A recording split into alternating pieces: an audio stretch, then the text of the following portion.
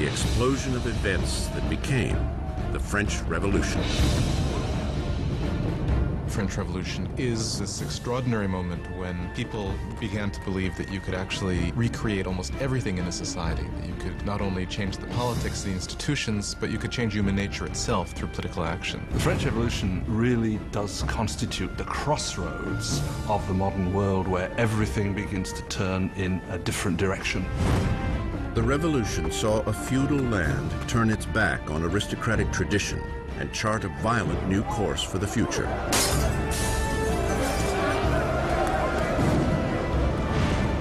It would shake the very foundation of Europe, and its impact would be felt across the seas. The French Revolution is the most important event in Western history. There are developments that can rival it, like the Industrial Revolution, like capitalism, but if you mean an event, I can't think of anything more important. It was the revolution that upset things the most. I mean, again, when you consider that it got rid of the Catholic Church, it got rid of Christianity, it got rid of the nobility, it got rid of the king, it got rid of all these things.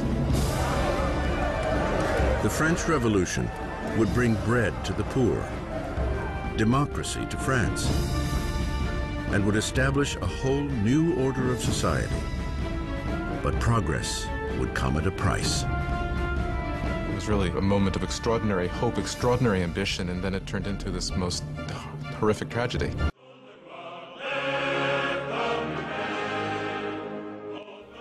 Our study of the French Revolution will cover the time period from 1789 to 1799. This event is generally separated into three different stages: rebellion and overthrow of the monarchy. The first stage occurred from 1789 to 1792 and is characterized by mass revolts of the French middle and working classes, and was focused on removing the monarchy, nobility, and Catholic Church clergy from political power. War, counter-rebellion, and the Reign of Terror. The second stage takes place between 1792 and 1795, and is characterized by French involvement in foreign wars, confusion in various different rebellions within the country, and extreme violence and paranoia typically called the Reign of Terror, led by Maximilien Robespierre. Constitutional republic and dictatorship. The third stage occurred between 1795 and 1799.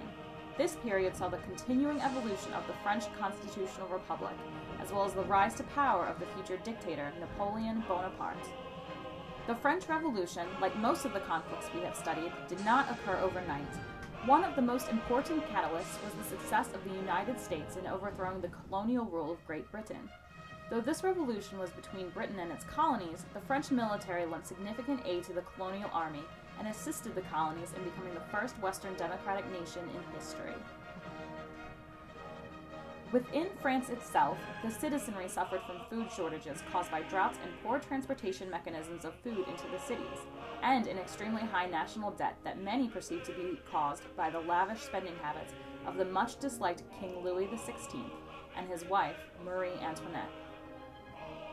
In the political realm, the French middle and working classes became disillusioned with the country's current governing body, called the Estates General. The makeup of this legislative body allowed for almost total control of the nation's government by the Catholic clergy and rich nobility, and largely cut out the majority of the population from having a say in political decisions. Throughout our study of this major turning point in world history, be sure to keep in mind the following themes and concepts: class struggle, citizen rights, justifiable violence,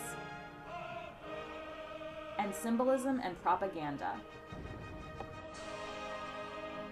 In this unit, we will also gather evidence to answer the following key questions. Were the revolutionaries in the right?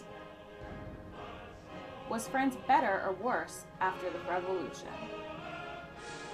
What actions would you have taken if you lived during these events? And did the revolution really end in 1799? Okay, let's get to work.